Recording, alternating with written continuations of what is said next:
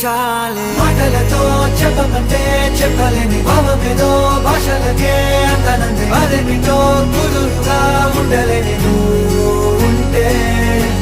అడిగితే అదేమిటో అర్థం కాదు నిన్న మొన్న నాలో ఉన్నా నేనే కాదు పుట్టిందంటే నీతో తప్ప పోనే పోతే అంతే